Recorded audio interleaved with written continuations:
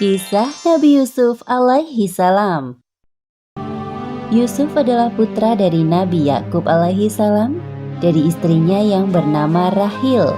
Dari pernikahannya dengan Rahil, lahir 2 orang anak laki-laki, yaitu Yusuf dan Bunyamin. Nabi Yakub juga memiliki anak-anak dari istri yang lain. Mereka adalah 10 orang laki-laki yang memiliki tubuh besar dan kuat. Pada suatu malam, Yusuf kecil bermimpi dalam tidurnya.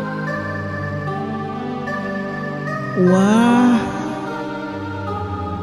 ya Allah, mimpi apa aku semalam? Tampak seperti nyata. Apa aku ceritakan saja ya perihal mimpiku semalam kepada ayah? Mungkin ayah bisa menjelaskan sesuatu kepadaku terkait mimpi itu. Yusuf bergegas mencari ayahnya. Ayah. Iya, anakku. Wahai ayah, ada yang ingin aku ceritakan kepadamu. Apa itu, wahai Yusuf? Bicara dengan tenang. Jadi, semalam aku bermimpi. Mimpi itu tampak seperti sebuah isyarat. Apakah engkau bisa menafsirkan mimpi itu, wahai ayah? Memangnya apa yang engkau mimpikan semalam, wahai anakku? Sesungguhnya, aku bermimpi melihat 11 buah bintang, matahari, dan bulan. Kulihat semuanya sujud kepadaku. Nabi Yakub terdiam mendengarkan cerita Yusuf dan kemudian tersenyum. Hai anakku, janganlah kamu ceritakan mimpimu itu kepada saudara-saudaramu. Maka mereka akan membuat makar atau untuk membinasakanmu. Sesungguhnya, Syaitan itu adalah musuh yang nyata bagi manusia. Mimpi Yusuf tersebut merupakan sebuah isyarat kenabian, seperti yang disebutkan dalam Al-Quran, Surat Yusuf ayat 6. Dan demikianlah Tuhanmu memilih kamu untuk menjadi nabi, dan diajarkannya kepadamu sebahagian dari takbir mimpi-mimpi, dan disempurnakannya nikmatnya kepadamu dan kepada keluarga Yakub, sebagaimana Dia telah menyempurnakan nikmatnya kepada 2 orang bapakmu sebelum ini, yaitu Ibrahim dan Ishak. Baiklah ayah, aku akan merahasiakan tentang ini. Tapi apa maksud dari mimpiku itu? Satu hal yang harus engkau ketahui, anakku, bahwa Allah telah menyiapkan kehidupan yang mulia untukmu kelak. Nabi Yakub mencium kening Yusuf dengan penuh rasa cinta. Setelah peristiwa itu, kecintaannya kepada Yusuf semakin bertambah. Ia sadar bahwa Yusuf kelak akan meneruskan perjuangan dakwahnya. Kepribadian Yusuf yang menyenangkan menambah kehangatan dalam keluarga Yakub.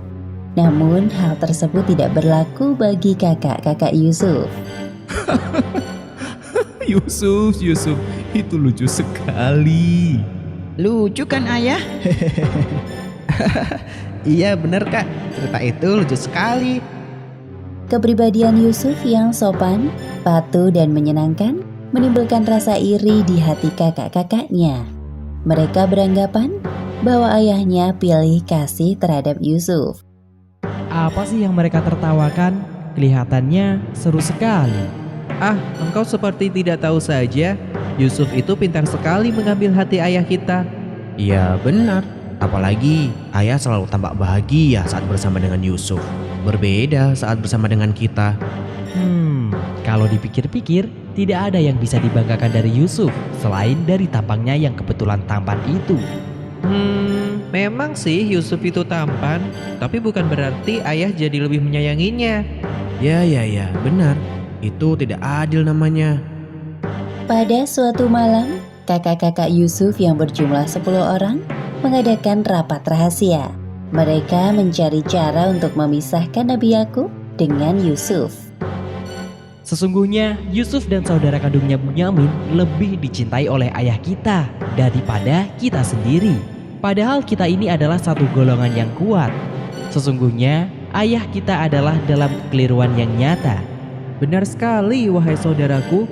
Ayah seolah-olah tidak ingat bahwa kita lebih kuat dan cekatan dalam bekerja. Lantas apa yang sekarang harus kita lakukan, wahai saudaraku? Bagaimana jika kita bunuh saja Yusuf? Atau kita buang ke tempat yang jauh agar perhatian ayah tidak melulu kepadanya? Kemudian setelah itu kita bertaubat kepada Allah. Sebentar. Aku tidak setuju jika kita membunuh Yusuf. Dia itu adik kita, apalagi ayah kita seorang nabi. Rasanya tidak pantas. Bagaimana jika kita masukkan dia ke dalam sumur agar nanti Yusuf dipungut oleh para musafir dan dijual oleh mereka? Bagaimana, saudara-saudara? Wah, itu ide yang bagus. Ya, kami setuju usulan itu. Iya benar. Setuju. Iya, setuju. Malam hari itu juga, perwakilan dari kakak-kakak Yusuf menghadap kepada Nabi Yakub. Wahai ayah, kami ada satu permintaan. Bolehkah kami mengajak Yusuf pergi untuk bermain besok? Untuk apa mengajak Yusuf? Dia masih kecil. Wahai ayah kami, apa sebabnya kamu tidak mempercayai kami terhadap Yusuf? Padahal sesungguhnya kami adalah orang-orang yang mengingini kebaikan darinya. Sebenarnya timbul kecurigaan di dalam benak Nabi Yakub. Beliau merasa ada yang aneh dengan ajakan yang tiba-tiba ini. Sebenarnya ayah berat untuk melepaskan Yusuf bersama kalian. Biarkanlah ia pergi bersama kami besok pagi, agar dia dapat bersenang-senang dan dapat bermain-main, dan sesungguhnya kami pasti menjaganya. Nabi Yakub masih saja terdiam. Beliau punya firasat buruk tentang kakak-kakak Yusuf yang bisa saja mencelakai adiknya. Sesungguhnya kepergian kamu bersama Yusuf amat menyedihkanku. Dan aku khawatir kalau dia dimakan serigala, sedang kamu lengah daripadanya. Jika ia benar-benar dimakan serigala, sedang kami golongan yang kuat, sesungguhnya kami kalau demikian adalah orang-orang yang merugi. Benar yang dikatakannya, wahai ayah, engkau tidak perlu khawatir. Kami ini bersepuluh akan menjaga Yusuf dengan baik. Baiklah, kalau begitu, aku izinkan Yusuf ikut bersama kalian. Jaga diri kalian baik-baik. Keesokan harinya, Semoga Allah SWT selalu menjaga anak-anakku dimanapun mereka berada. perjalanan pun dimulai. Kak, kita ini mau kemana? Kenapa tidak sampai-sampai dari tadi? Sudahlah Yusuf, bersabarlah. Sebentar lagi kita juga sampai. Nanti puaslah engkau bermain di sana. Baiklah. Yusuf sangat berhati mulia. Tidak ada prasangka buruk dalam hatinya. Bahwasanya saudara-saudaranya telah menyiapkan rencana jahat. Perjalanan tiba-tiba berhenti. Wahai Yusuf, tahukah engkau maksud kami sebenarnya membawamu ke tempat ini? Ada apa ini? Telah lama kami menantikan hari bahagia ini. Apa maksudnya, Kak? Aku tidak tahu apa-apa. Setelah ini engkau akan tahu. Cepat, lepas bajunya. Jangan, Kak. Apa salahku? Semenjak engkau lahir, ayah mengabaikan kehadiran kami dan semua itu adalah kesalahanmu, wahai Yusuf. Cepat, ikat tangannya. Itu sama sekali tidak benar, Kak. Ayah sangat menyayangi. Belum selesai Yusuf membela dirinya, kakak-kakaknya memasukkannya ke dalam sumur. Kak, tolong. Rasakan kau, selamat tinggal adikku tersayang. Sekarang kita tinggal bawa baju Yusuf ini dengan lumuran darah kambing agar ayah percaya bahwa Yusuf telah meninggal dimakan serigala. Baik, ayo kita segera pergi dari tempat ini sebelum ada orang lain yang melihat. Ayo. Sepeninggal kakak-kakaknya, Yusuf meringkuk di dalam sumur sambil terus berdoa kepada Allah. Seperti yang disebutkan dalam Al-Quran, surat Yusuf ayat 15. Dan di waktu dia sudah di dalam sumur, kami wahyukan kepada Yusuf, sesungguhnya kamu akan menceritakan kepada mereka perbuatan mereka ini, sedang mereka tiada ingat lagi. Kisah ini disebutkan dalam Al-Quran, surat Yusuf ayat 16 hingga 20. Pada kisah ini, kakak-kakak Yusuf mengabarkan kebohongan terhadap ayah mereka, yaitu Nabi Yakub. Mereka mengatakan bahwa Yusuf telah meninggal dan dimakan oleh serigala. Padahal yang sebenarnya, mereka telah mencelakai Yusuf dengan mendorongnya sampai jatuh ke dalam sumur. Namun berkat kesabaran Yusuf dan atas izin Allah, akhirnya Yusuf dapat selamat keluar dari sumur. Malam hari ini lebih gelap dari malam-malam sebelumnya, seolah menggambarkan perasaan Nabi Yakub yang gelap. Beberapa kali timbul rasa takut saat teringat akan Yusuf. Tak henti-hentinya beliau berdoa kepada Allah agar selalu memberikan perlindungan kepada anak-anaknya, khususnya Yusuf. Assalamualaikum, Ayah, kami datang. Waalaikumsalam. Masuklah, Nak. Nabi Yakub bergegas menuju ke sumber suara. Beliau memperhatikan satu persatu anak-anaknya yang baru datang. Namun tak tampak Yusuf di antara mereka. Di mana Yusuf? Kenapa dia tidak bersama kalian? Maafkan kami, Ayah. Apa yang sebenarnya kau bicarakan? Ayah bertanya di mana Yusuf? Kenapa ia tidak pulang bersama kalian? Sesungguhnya Yusuf telah meninggal. Apa maksud ucapanmu itu? Bagaimana bisa Yusuf meninggal? Katakan dengan jelas. Wahai ayah kami, sesungguhnya kami pergi berlomba-lomba dan kami tinggalkan Yusuf di dekat barang-barang kami. Lalu dia dimakan serigala. Ayah, cepat ambilkan minum untuk ayah. Tenanglah ya, minumlah ini dahulu. Wahai ayah, tenanglah dahulu.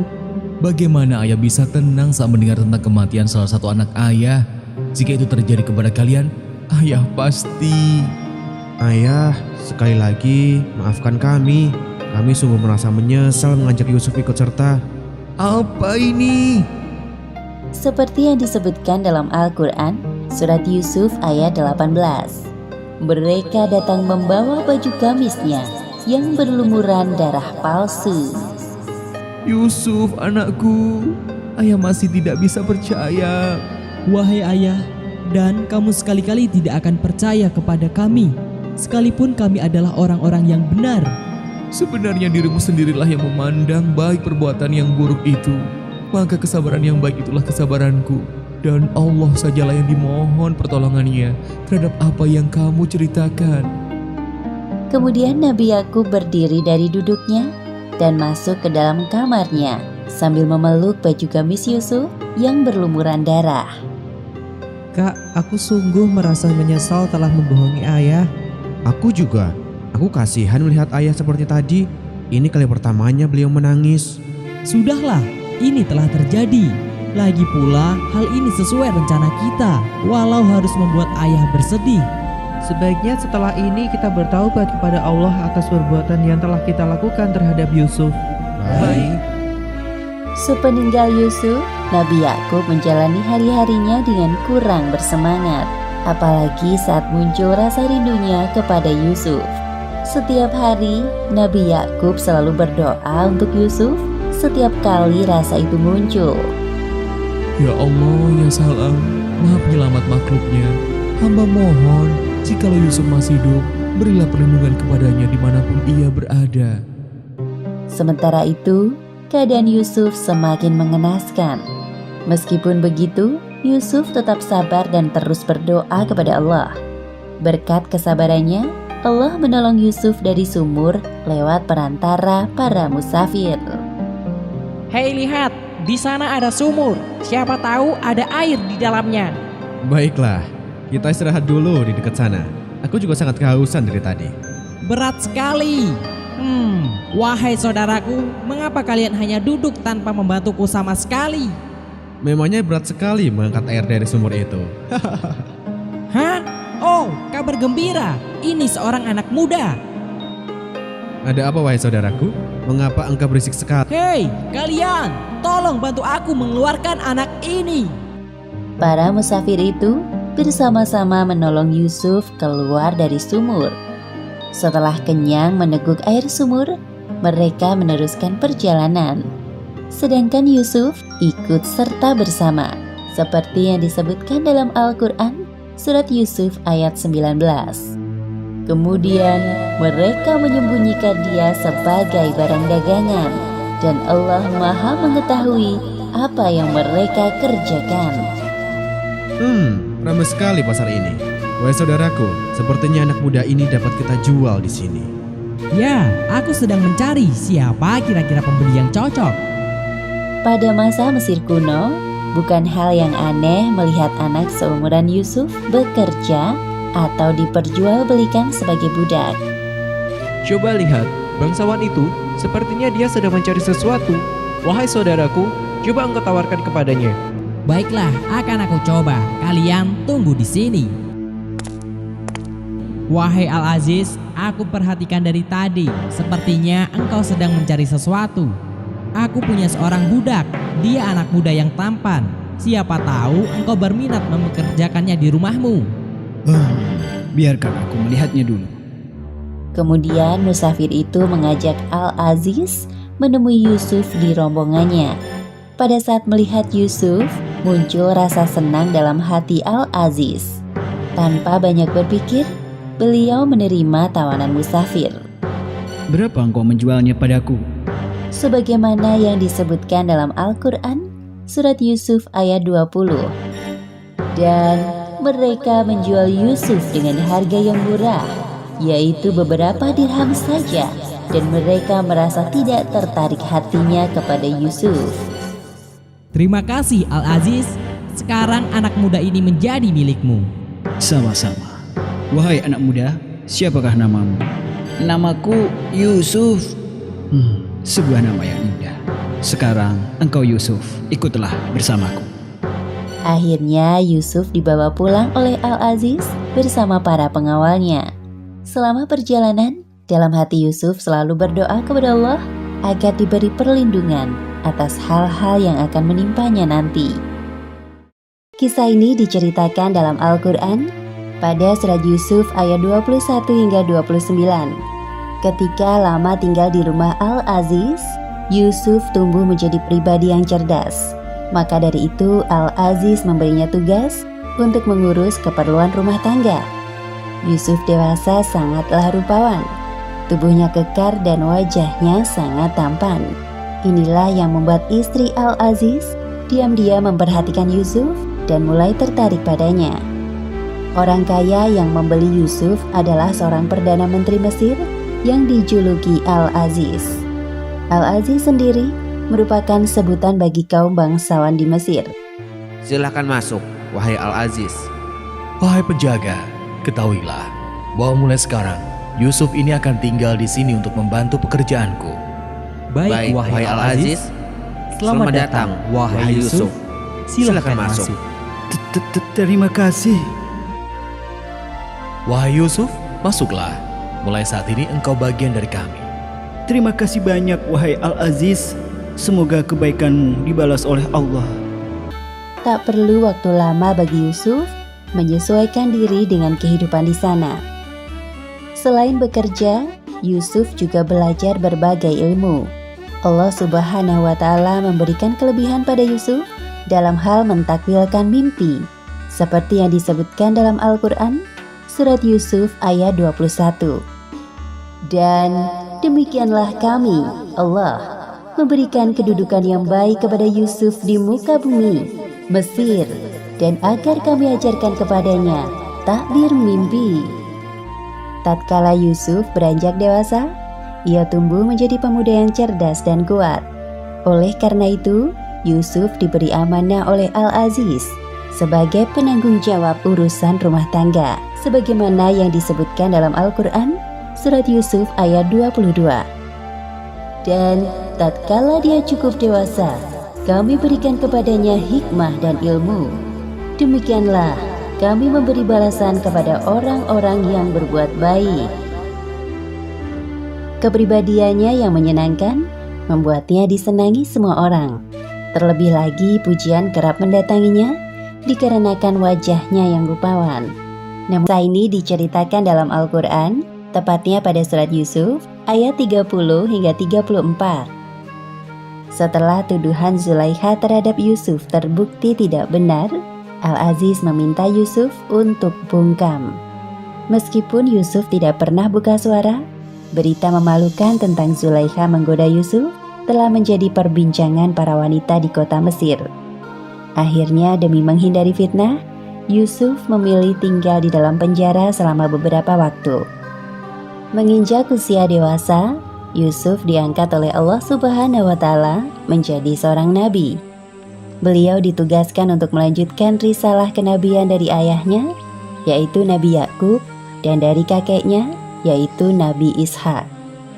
Sebagaimana yang disebutkan dalam Al-Quran, surat Yusuf ayat 6.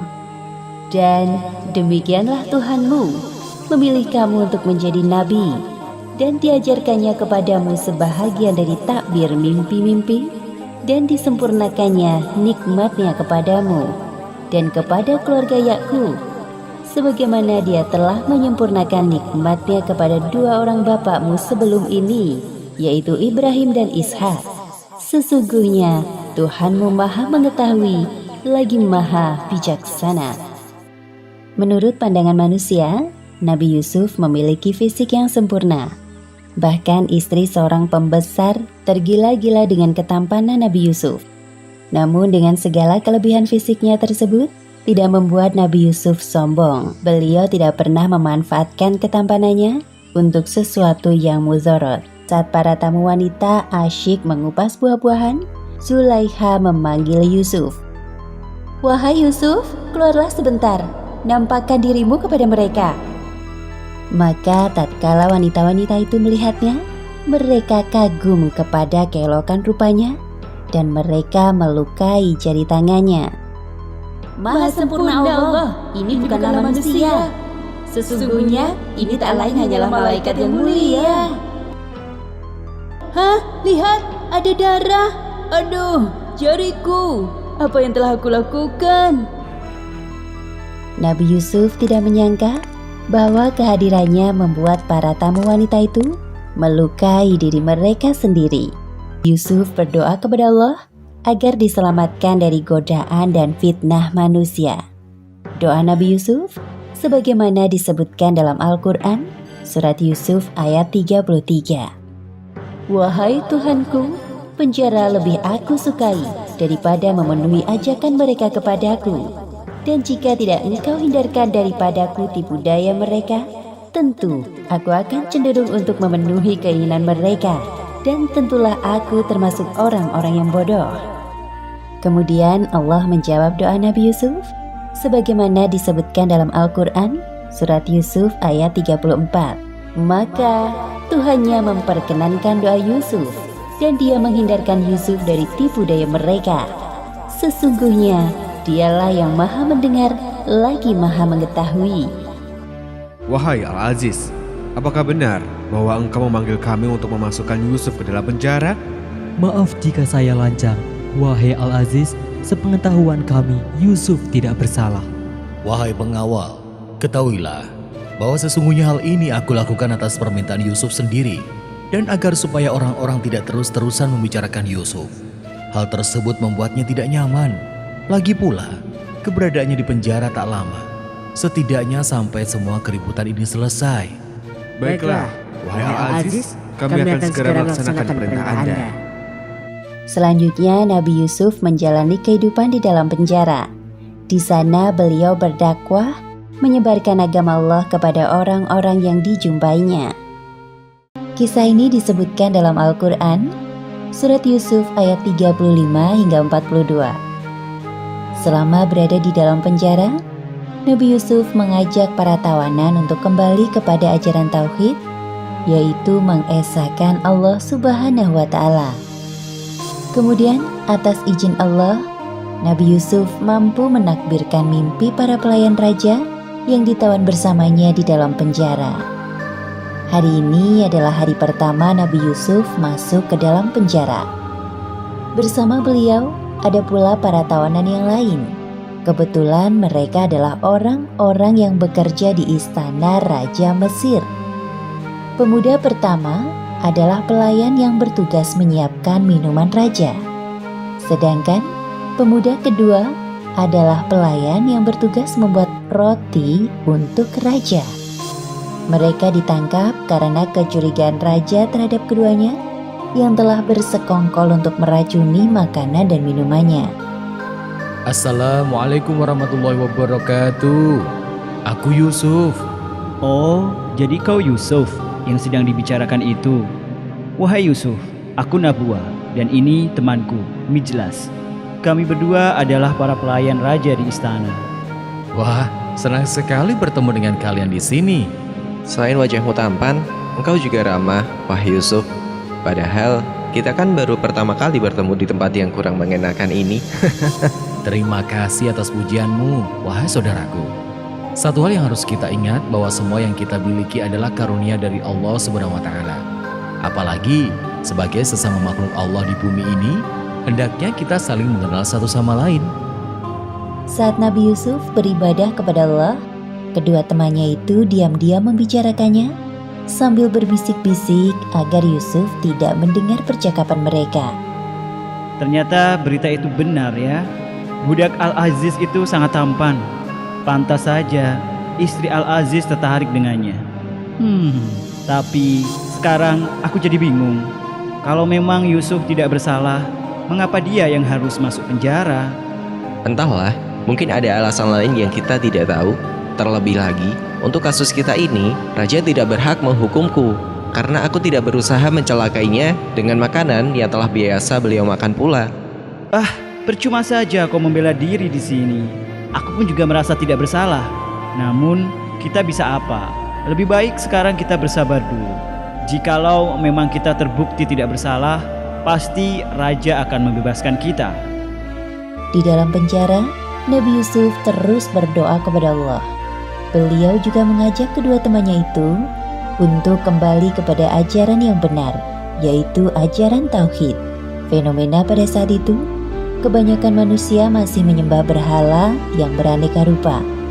Nabi Yusuf mendekati mereka dengan cara yang pelan dan sopan. Hai kedua temanku dalam penjara, manakah yang baik? Tuan-tuan yang bermacam-macam itu, ataukah Allah yang Maha Esa, lagi Maha Perkasa? Wahai Yusuf, aku memang masih mengikuti ajaran nenek moyangku, karena sejak kecil kami telah dihadapkan pada kenyataan itu. Namun sekiranya ada yang salah dan perlu diperbaiki, kami terbuka untuk berdiskusi. Kalau aku tidak terlalu memusingkan hal itu. Lagi pula selama ini aku juga bukan orang yang taat beribadah. Hari demi hari dilalui Nabi Yusuf di penjara dengan penuh kesabaran. Ternyata tidak mudah mengajak teman-temannya untuk mengenal Allah. Sampai pada suatu ketika, malam itu kedua teman Nabi Yusuf di dalam penjara tertidur pulas. Sementara Nabi Yusuf masih khusyuk beribadah.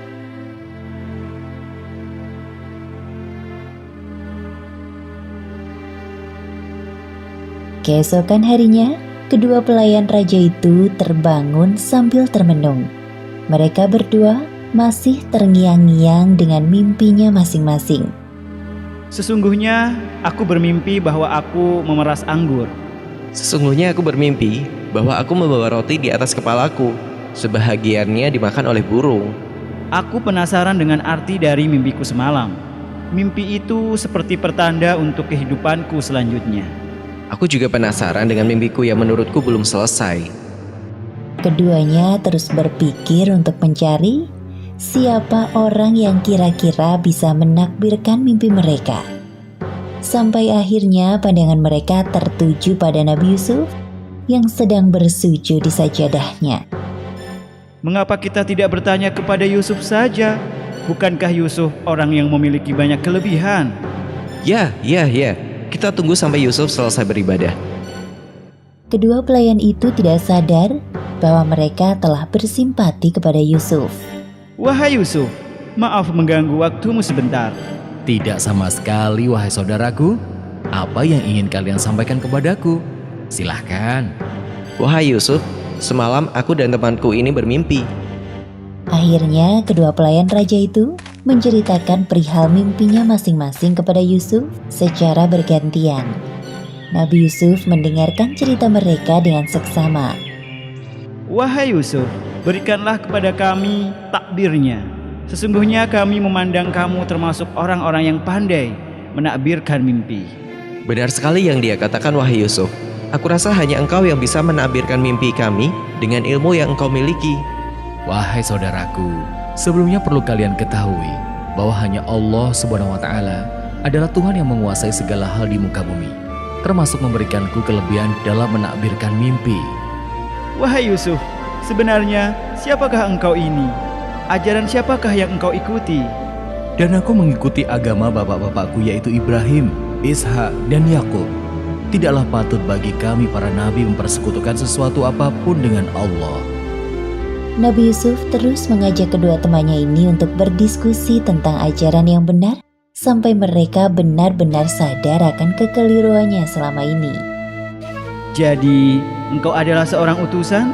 Iya, benar. Lantas, bagaimana perihal mimpi yang tadi kami ceritakan kepadamu? Wahai Yusuf, cepat sampaikan kepada kami takbir mimpi itu. Ya, aku sungguh penasaran. Baiklah wahai saudaraku, dengarkan takbir mimpi kalian baik-baik. Adapun salah seorang di antara kamu berdua akan memberi minum tuannya dengan khamar. Adapun yang seorang lagi, maka ia akan disalib, lalu burung memakan sebagian dari kepalanya. Kedua pelayan itu saling berpandangan. Pelayan yang bertugas membuat minuman raja merasa bahagia karena dia terbukti tidak bersalah dan akan segera dibebaskan. Pelayan yang bertugas membuat roti merasa ketakutan. Ia pun berbohong untuk menutupi ketakutannya. Sesungguhnya aku hanya membual perkara mimpiku itu, wahai Yusuf. Telah diputuskan perkara yang kamu berdua menanyakannya kepadaku. Nabi Yusuf berpesan kepada orang yang diketahuinya akan selamat. Wahai saudaraku, terangkanlah keadaanku kepada tuanmu. Tentu saja wahai Yusuf, jangan khawatir. Aku sangat berterima kasih kepadamu karena telah mengenalkanku tentang Allah Subhanahu wa Ta'ala. Semoga kita dapat bertemu lagi di tempat yang lebih baik. Tak lama kemudian, pelayan itu dibebaskan. Setelah kembali bekerja di istana, Syaitan membuatnya lupa untuk menerangkan keadaan Yusuf kepada raja. Oleh karena itu, Nabi Yusuf harus tinggal di dalam penjara lebih lama lagi. Sedangkan nasib Mi jelas, ia akhirnya terbunuh. Kisah ini disebutkan dalam Al-Quran, surat Yusuf ayat 43 hingga 53. Dalam kisah ini diceritakan bahwa Nabi Yusuf diperintahkan oleh Raja Mesir untuk menakbirkan mimpinya. Mimpi yang dialami oleh Raja Mesir ini adalah sebuah takdir Allah Subhanahu wa Ta'ala. Melalui takbir mimpi tersebut, akhirnya Nabi Yusuf dapat keluar dari penjara dengan keadaan terhormat. Raja Mesir sedang gelisah dalam tidurnya.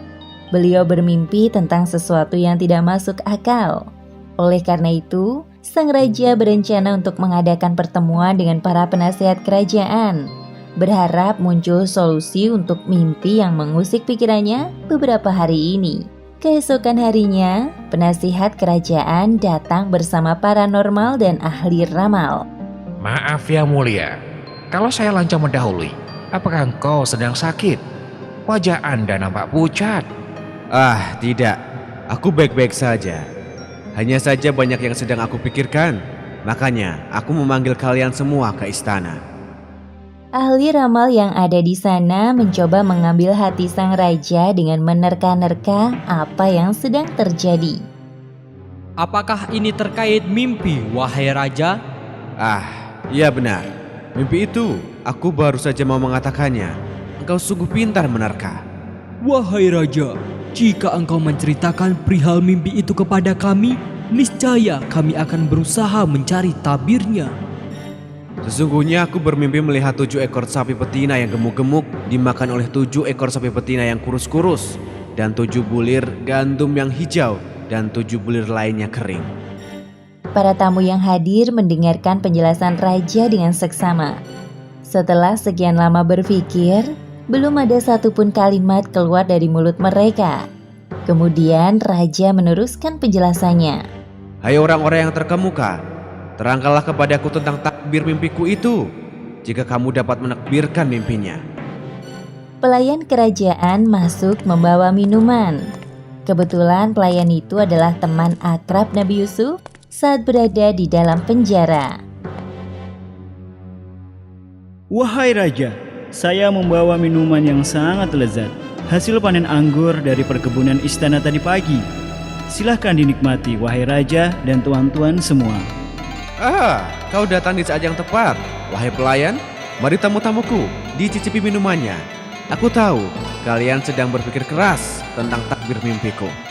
Sementara para tamu menikmati minuman, si pelayan mulai teringat akan janjinya dengan Nabi Yusuf.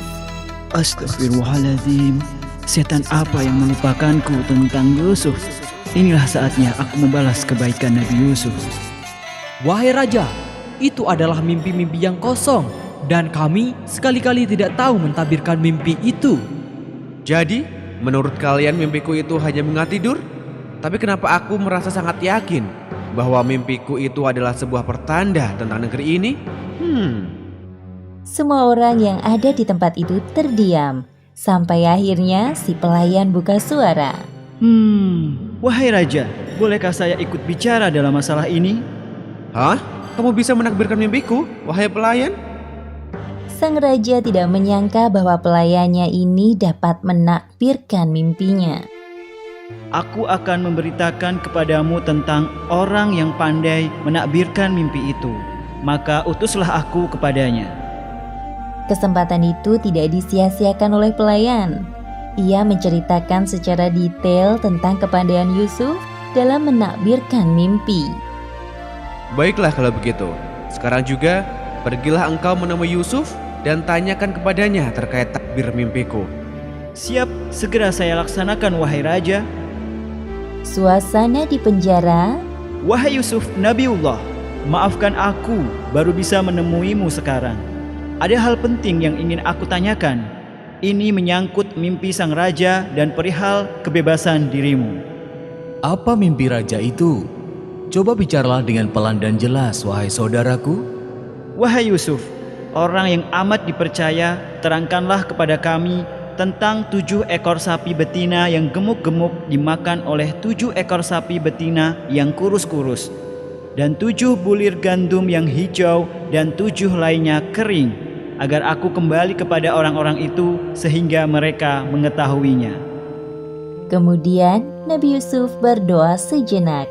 Lalu beliau baru menjawab, Supaya kamu bertanam 7 tahun lamanya, sebagaimana biasa. Maka apa yang kamu tuai hendaklah kamu biarkan di bulirnya kecuali sedikit untuk kamu makan. Oh, jadi begitu. Maafkan aku memotong. Lanjutkan penjelasan wahai Yusuf. Kemudian, sesudah itu akan datang 7 tahun yang amat sulit, yang menghabiskan apa yang kamu simpan untuk menghadapinya, yaitu tahun sulit, kecuali sedikit dari bibit gandum yang kamu simpan. Kemudian, setelah itu akan datang tahun yang padanya manusia diberi hujan dengan cukup, dan di masa itu mereka memeras anggur. Penjelasan Nabi Yusuf terkait takbir mimpi raja tersebut terdapat dalam Al-Quran, Surat Yusuf ayat 47 hingga 49. Wah, sempurna sekali penjelasanmu. Terima kasih banyak wahai Yusuf. Pasti setelah ini raja akan segera membebaskanmu. Wahai saudaraku, jangan lupa bahwa kesempurnaan itu hanya milik Allah. Hehehe, iya, kesempurnaan itu hanya milik Allah. Kemudian pelayan itu bergegas kembali ke istana dan menceritakan kepada raja terkait takbir mimpinya. Raja pun terlihat sangat puas mendengarkan penjelasan Nabi Yusuf yang disampaikan oleh pelayannya. Wahai pengawal, bawalah Yusuf kepadaku. Siap, laksanakan. Maka tatkala kedua pengawal itu datang kepada Nabi Yusuf, beliau mengajukan sebuah syarat sebelum dibebaskan. Kembalilah kepada tuanmu dan tanyakanlah kepadanya, bagaimana halnya wanita-wanita yang telah melukai tangannya. Sesungguhnya Tuhanku Maha mengetahui tipu daya mereka. Baiklah, wahai Yusuf, kami akan segera kembali. Terima kasih, wahai pengawal. Telah menjadi kewajiban kami menjaga engkau, wahai Yusuf. Sesampainya di istana, pengawal menceritakan kepada raja syarat yang diminta oleh Nabi Yusuf. Baiklah, kalau itu permintaan Yusuf. Wahai pengawal, sekarang juga aku perintahkan kalian untuk mengundang para wanita yang melukai tangannya itu, termasuk istri Al-Aziz. Baik, kami akan segera menghadirkan mereka semua ke hadapanmu, wahai raja. Keesokan harinya, para undangan berdatangan. Bagaimana keadaanmu ketika kamu menggoda Yusuf untuk menundukkan dirinya kepadamu? Maha sempurna Allah, kami tiada mengetahui sesuatu keburukan daripadanya. Wahai raja, sesungguhnya Yusuf tidak bersalah. Ini kesalahan kami yang penasaran dengan ketampanan Yusuf. Sekarang jelaslah kebenaran itu. Akulah yang menggodanya untuk menundukkan dirinya kepadaku. Dan sesungguhnya dia termasuk orang-orang yang benar. Setelah mendengar penjelasan dari para wanita dan istri Al-Aziz, akhirnya sang raja membebaskan Yusuf dari penjara. Karena memang Nabi Yusuf terbukti tidak bersalah. Dan sudah saatnya menghirup udara bebas. Sebagaimana disebutkan dalam Al-Quran, Surat Yusuf ayat 53. Dan aku tidak membebaskan diriku dari kesalahan, karena sesungguhnya nafsu itu selalu menyuruh kepada kejahatan, kecuali nafsu yang diberi rahmat oleh Tuhanku. Sesungguhnya Tuhanku Maha Pengampun lagi Maha Penyayang.